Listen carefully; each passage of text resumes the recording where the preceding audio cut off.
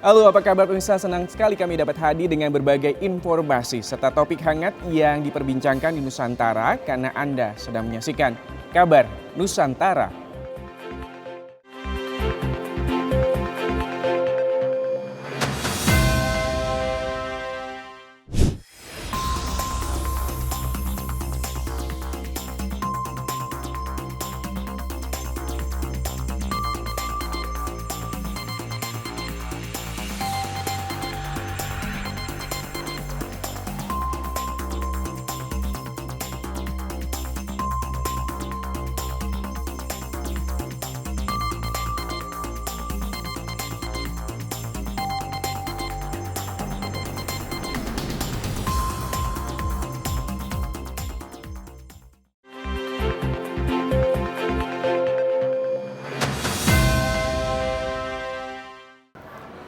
Halo, selamat pagi pemirsa, kembali lagi dalam Kabar Nusantara. Ini jadi menjadi salah satu kekhawatiran bagi sejumlah tenaga honorer di Indonesia. Karena nanti tahun 2023 nih tenaga honorer baik di daerah maupun juga di tingkat pusat akan dihapuskan. Tapi katanya Menpan RB ini ada tujuan mulia di balik itu semua. Apakah benar ada tujuan mulia terkait dengan dihapuskannya tenaga honorer di tahun 2023 mendatang? Sudah hadir bersama dengan saya, ini anggota Komisi 2 DPR RI, Bapak Anwar Hafidz, anggota Komisi 2 DPR dari fraksi Partai Demokrat dari daerah pemilihan Sulawesi Tengah. Selamat pagi, Assalamualaikum Pak, apa kabar? Assalamualaikum warahmatullahi wabarakatuh. Alhamdulillah kabar baik, sehat walafiat. Alhamdulillah, terima kasih Pak Anwar sudah hadir dan juga sudah hadir bersama dengan kita Bapak Dr. Trubus Rahadiansyah, pengamat kebijakan publik dari Universitas Trisakti. Pertama-tama Pak Anwar, benarkah ada tujuan mulia seperti yang disampaikan oleh Menpan RB terkait dengan penghapusan tenaga honorer di tahun 2023 mendatang? Iya, ya kalau kita melihat ya dari tujuan penghapusan itu memang ada sisi positifnya. Oke. Dan tentu kalau secara pribadi saya sangat mendukung itu dalam rangka upaya untuk kita menciptakan aparat kita, ASN kita baik itu dari PNS maupun P3K, juga termasuk tenaga-tenaga honor kita yang lebih berkualitas di masa akan datang. Itu satu.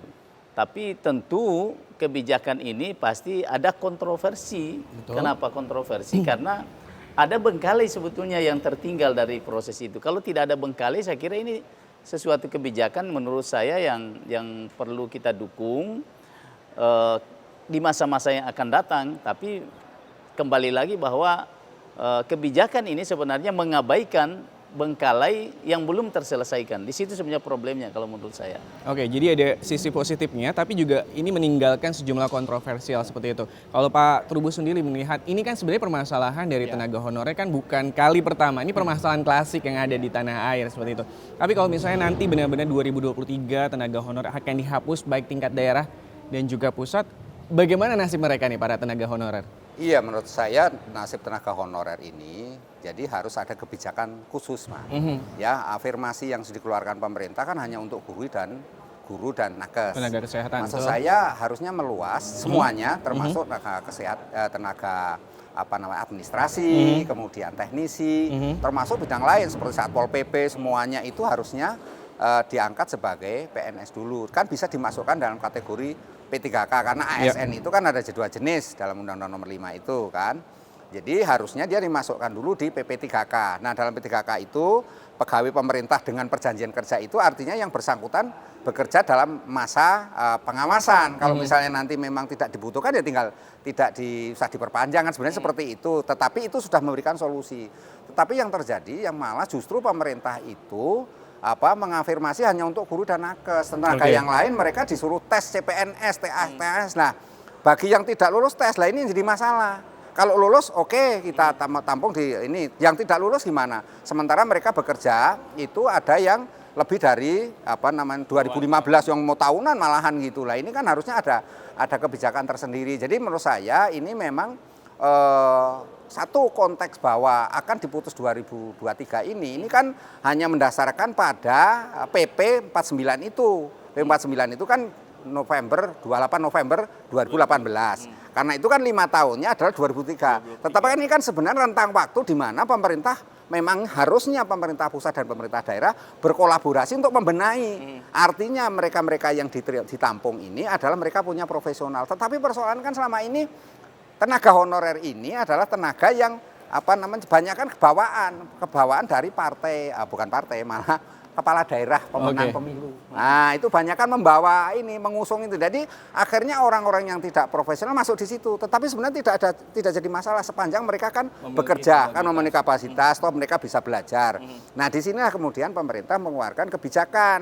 Nah, kebijakan apa? Ya diterima saja dulu, itu diterima ditampung. Nanti setelah 2023 ini sudah nggak lagi. Artinya gini, untuk yang mereka 2015 ke sini itu tes, tapi yang 2015 ke sana udah diterima aja gitu.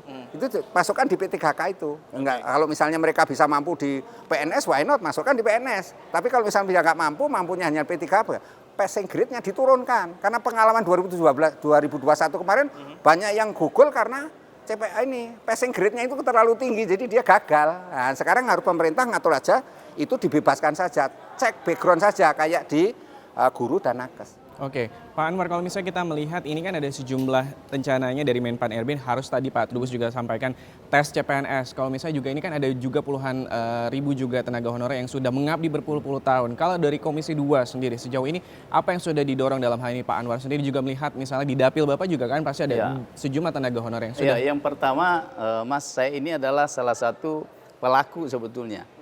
Pelaku dulu kepala daerah, waktu saya masih kepala daerah yang mengusulkan itu. Mengusulkan tenaga K1 dan K2. Nah, kalau kita lihat rentetan waktunya itu, yang pertama tahun 2005 itu kan, itu mereka sudah mengabdi dan mereka itu tidak dibiayai oleh APBD maupun APBN saat itu. Tidak APBD dan juga APBN. Dan di data BKN tahun 2014 itu ada 430.000 lebih ya tenaga honorer K2 itu yang belum terangkat. Nah, kemudian tahun 2018, 2019 dilakukan pengangkatan pada saat itu. Ada yang dari ASN menjadi PNS, kurang lebih 80.000 kalau tidak salah. Tahun 2019 itu kemudian terangkat lagi kurang lebih 150.000.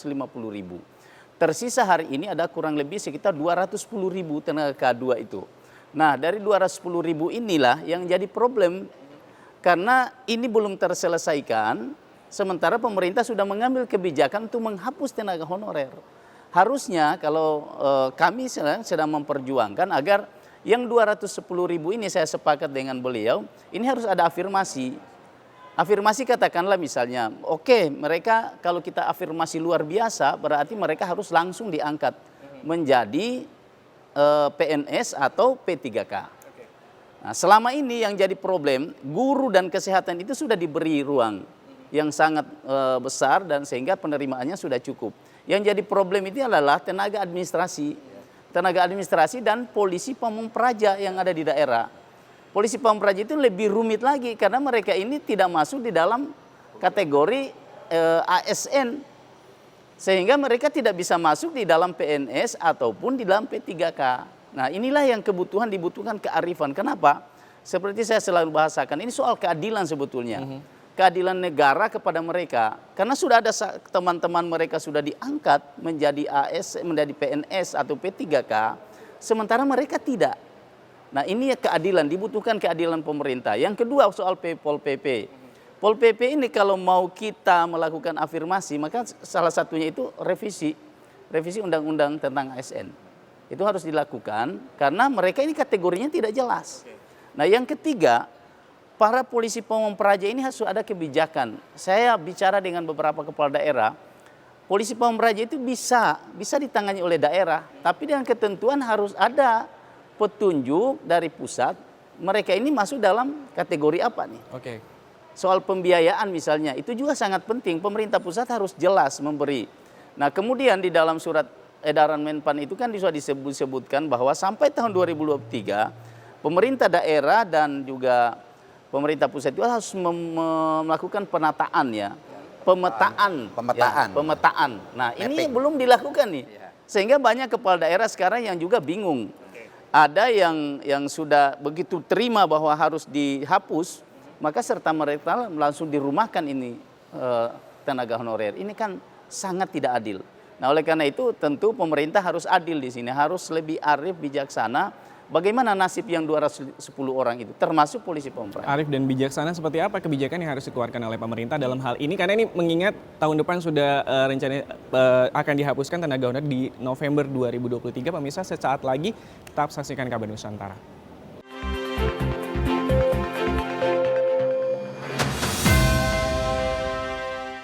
Saya yang bertanda tangan di bawah ini nama, ya kan, Antoni Ginting misalnya gitu, tempat tanggal lahir, ini dan seterusnya, dengan ini menyatakan bersedia untuk diangkat jadi tenaga honorer dengan catatan: 1. Tidak menuntut gaji, 2. Tidak menuntut diangkat pegawai honor daerah, 3. Tidak menuntut untuk diangkat PNS.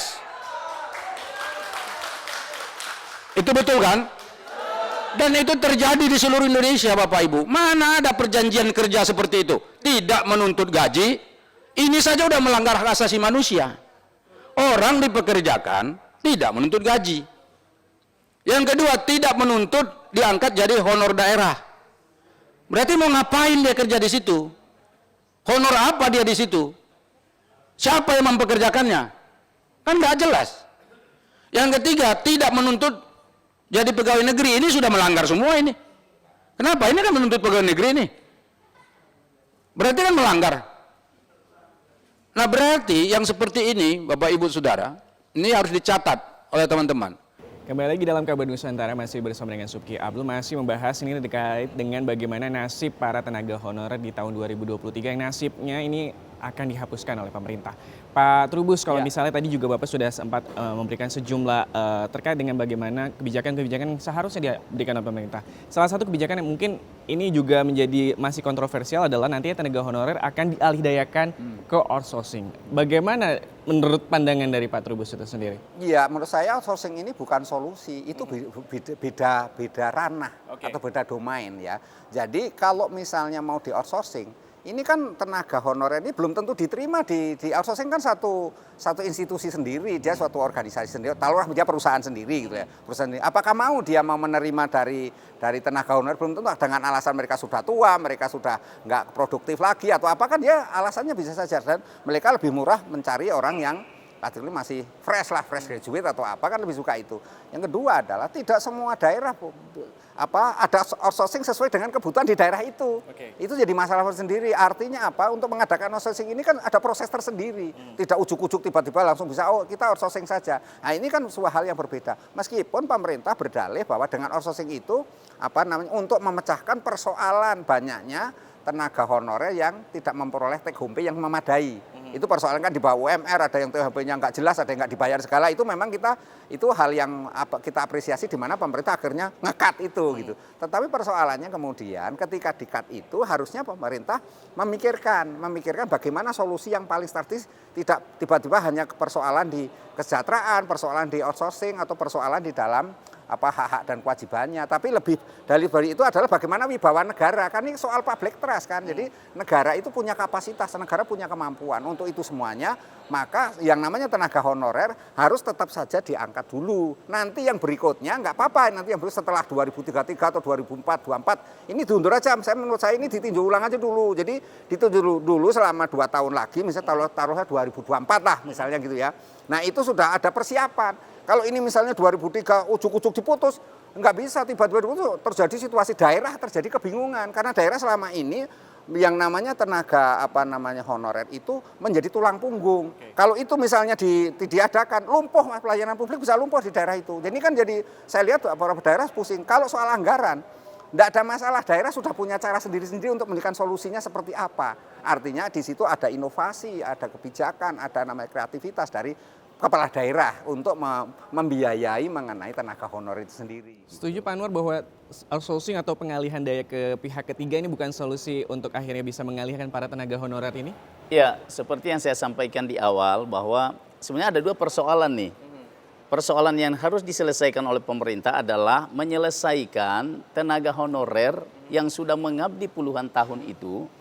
Mereka kebijakan pemerintah harus ada nih, apakah menjadi PNS atau P3K. Apakah dengan afirmasi biasa, afirmasi luar biasa, ya itu apapun dilakukan. Ini dulu diselesaikan. Kemudian yang kedua, outsourcing itu ada bagusnya juga sih sebenarnya dalam beberapa hal, misalnya tenaga kebersihan. Tapi ada hal-hal tertentu juga tidak bisa di-outsourcingkan misalnya, karena misalnya tenaga-tenaga komputer kita kan kita membutuhkan itu, tenaga administrasi. Nah, yang kedua soal polisi Pamong Praja, bagaimana penegak perda di daerah kemudian mau bisa ketigakan tuh. Padahal mereka ini adalah penegak peraturan daerah di daerah. Nah, oleh karena itu memang tidak ada solusi lain sebenarnya. Pemerintah harus melihat dua hal. Satu, menyelesaikan yang belum selesai. Sejauh ini bagaimana Pak Anwar melihatnya dari Kementerian Menpan RB dan juga mungkin bekerjasama dengan beberapa mitra ataupun juga kementerian terkait untuk akhirnya bisa menyelesaikan permasalahan? Kan ini sudah berjalan nih. 2018, dulu 2014 kan selesai. 2018 sudah ada. 2019 juga sudah dilakukan. Sebaiknya 2021 ini pun juga ada dibuka peluang itu, tapi dengan peraturan yang terlalu ketat.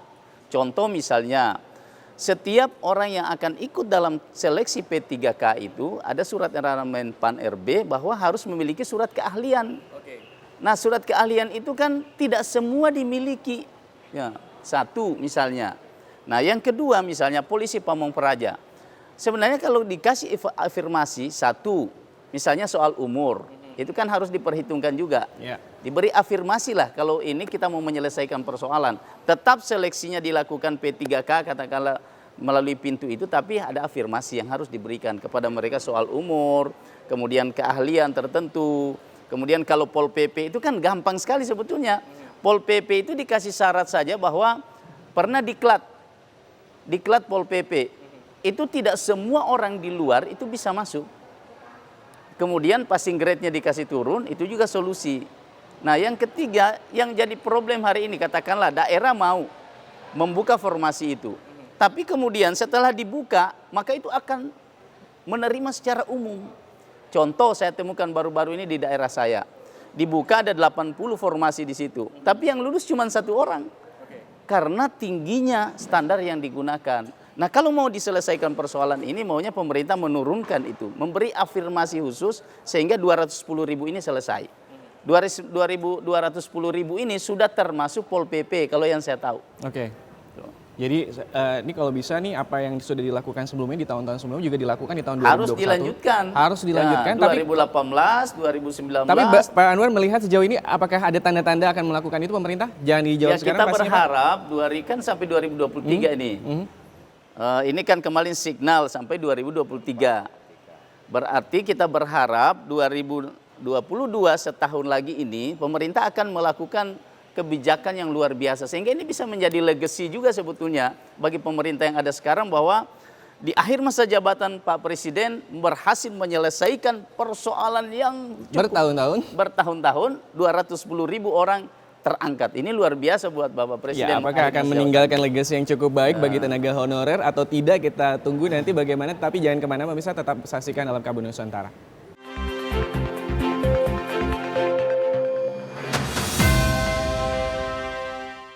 Kembali lagi di Kabar Nusantara. Pak Trubus, kalau misalnya ini kita mau biar pemerintah dan juga mungkin dalam hal ini ada Pak Anwar sebagai anggota Komisi 2 DPR RI.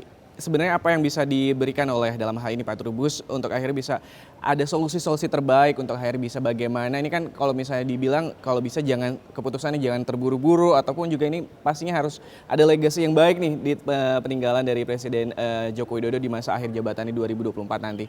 Iya, kalau saya sih mengusulkan satu ya, ini istilahnya penghapusan 2003 ini ditinjau ulang dulu. Ditinjau dulu dengan memperhatikan kondisi realitas setiap daerah yang memang sangat kebingungan dalam hal layanan publik. Karena begitu ditinggal honorer, memang ini pelayanan publiknya sangat terpengaruh, sangat signifikan gitu ya. Yang kedua bahwa kalau bisa semuanya itu diangkat saja. Jadi tidak usah afirmasi pada guru sama nakes saja. Semua tenaga kesehatan, tenaga administrasi, tenaga teknis, yang lainnya semuanya termasuk Satpol PP itu yang strategi itu semuanya. Jadi diangkat aja semuanya pemerintah dengan pertimbangan bahwa ini demi kemaslahatan semuanya. Yang ketiga menurut saya ini kan menyangkut political will. Sekarang tinggal bagaimana pemerintah itu mau selesai atau tidak. Lah kalau menurut saya diselesaikan dengan cara apa? Diangkat aja semuanya. Kira-kira Selesai. mau nggak tuh? Harus mau dong, harus mau. Karena kalau tidak mau yang menjadi alasan apa? Anggaran ada. Anggaran ada, Mas. Setiap daerah ada yang namanya DAU, ada DAK, alokasi khusus, ada DID, insentif daerah, ada kalau istimewa ada mana daerah DAIS, dana istimewa. Itu semuanya dana ada, tinggal bagaimana kebijakan pemerintah daerah berani mengambil itu semuanya. Saya yakin kepala daerah dengan segala pertimbangan, karena kepala daerah itu dipilih oleh masyarakatnya. Dia akan dengan punya legasi sendiri untuk mengangkat itu, tanpa mempertimbangkan apa yang di pusat. Apa yang di dalam surat edaran itu kan mengancam kepada daerah kalau misalnya nanti mengangkat akan ada sanksi. Saya rasa itu nggak akan ada sanksi, nggak akan punya keberanian untuk melakukan itu, Mas. Ini hanya sekedar istilahnya itu ya nakut-nakutin saja, itu nggak akan ada ini. Jadi kepala daerah akan mengambil, karena gimana misalnya layanan publik di daerah masyarakat harus dilakukan. Jadi menurut saya itu yang kepada Pak ini tolong disampaikan pada pemerintah bahwa tolong ini dikaji, jadi ditunda dulu sampai sekian tahun lamanya, dibenari semuanya. Yang ada sekarang diangkat aja semuanya. Jadi semuanya, apalagi yang mereka sudah tua-tua, sudah berlama-lama, itu langsung saja, nggak usah pakai perhitungan, itu cukup cek background, selesai. Oke, sebenarnya dana anggaran ada baik di pemerintah daerah maupun pemerintah pusat dan juga kementerian dan juga lembaga. Payung hukumnya juga sudah ada, Pak Trubus ya? Iya, sudah ada. Lalu apa nih yang kira-kira Pak Anwar bisa lakukan di Komisi 2 untuk akhirnya setidaknya bisa menunda terlebih dahulu untuk penghapusan tenaga honor di tahun 2023 dan diberikan solusi seperti yang tadi juga Bapak sampaikan, ada 2 poin ataupun juga 3 poin tadi? Ya, jadi memang kita sangat memahami apa yang menjadi keinginan Menpan dan BKN ya. Terkait penyelesaian yang 210.000 orang ini, ya yang pertama tentu saya menyarankan supaya ini kan diklasifikasi yang memang sama sekali sudah tua-tua, yang mungkin pensiun tinggal setahun diangkat pensiun, itu diangkat langsung saja. Nah itu satu, itu harus ada kearifan sebetulnya, harus ada kebijakan wisdom yang sangat besar dari negara ini, terutama kepala pemerintahan kita, Pak Presiden, untuk melihat ini, karena ini kasihan mereka, sama sekali kasihan, mereka sudah berjuang tanpa gaji dulu, nanti akhir-akhir ini baru mereka dapat honor, kemudian mereka tidak dihargai oleh negara. Ini zolim namanya, kalau menurut saya ini kezoliman. Nah yang kedua, kepada mereka yang juga baru dan sangat dibutuhkan, ini kan otaknya masih fresh, silahkan dilakukan seleksi. Seleksi tapi tentu dengan ada afirmasi, katakanlah misalnya passing grade-nya dikasih turun supaya mereka bisa masuk. Yang penting mereka, kemudian yang ketiga, soal polisi pamong praja, ini tidak ada solusi lain kecuali revisi undang-undang ASN. Supaya polisi pamong praja ini tetap, karena ini sangat dibutuhkan di daerah. Sudah ada wacana terkait dengan revisi undang-undang ASN itu, Pak? Sementara di Komisi 2 sedang kami melakukan proses revisi undang-undang ASN itu. Nah itu satu. Jadi, tapi intinya semua ini adalah pemerintah sebetulnya. Kami di DPR ini khususnya di Komisi 2 mendorong itu. Termasuk setiap saat RDP dengan Pak Menteri, kemudian Kepala BKN, ini terus kami suarakan supaya ini dilakukan betul pemetaan. Jangan terburu-buru melakukan penghentian itu tanpa ada pemetaan itu dulu. Dan pembicaraan yang baik dengan kepala daerah.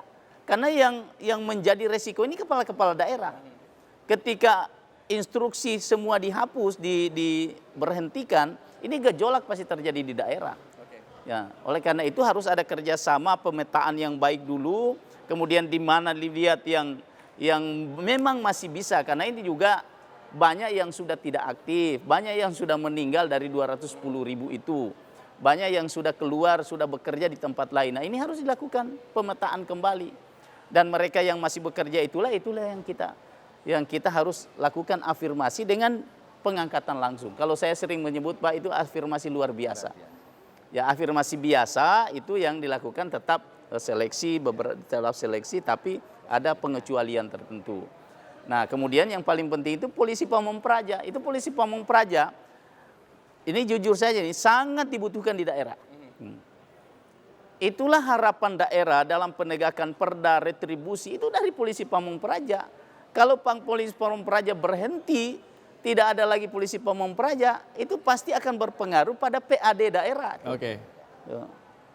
Penegakan perda itu mereka yang lakukan. Terus wibawa pemerintah daerah ada di mana? Kalau kita berharap, apalagi kepolisian kita sekarang masih cukup personilnya juga belum cukup, perbandingan penduduk dengan polisi belum ideal. Kita masih butuh itu, masih sangat butuh polisi Pamong Praja sampai, dan itu sejarah kelahirannya memang polisi Pamong Praja itu sangat dibutuhkan di daerah. Baik, terima kasih Pak Anwar Hafiz. Kita tunggu dorongan-dorong di Komisi 2 DPR RI bersama dengan Menpan RB dan juga pastinya seluruh fraksi di Komisi 2 untuk akhirnya bisa nantinya menunda atau bahkan membatalkan mungkin terkait dengan bagaimana penghapusan tenaga honorer di tahun 2023. Dan pemirsa, ini adalah akhir dari Kabar Nusantara episode hari ini. Terima kasih sekali lagi Pak Anwar Hafiz, anggota Komisi 2 DPR RI dari fraksi Partai Demokrat Daerah Pemilihan Sulawesi Tengah, dan juga Bapak Dr. Trubus Rahadiansyah, pengamat kebijakan publik dari Universitas Trisakti. Saya Subki Abdul beserta seluruh kerabat kerja yang bertugas mengucapkan terima kasih atas perhatian Anda. Wassalam.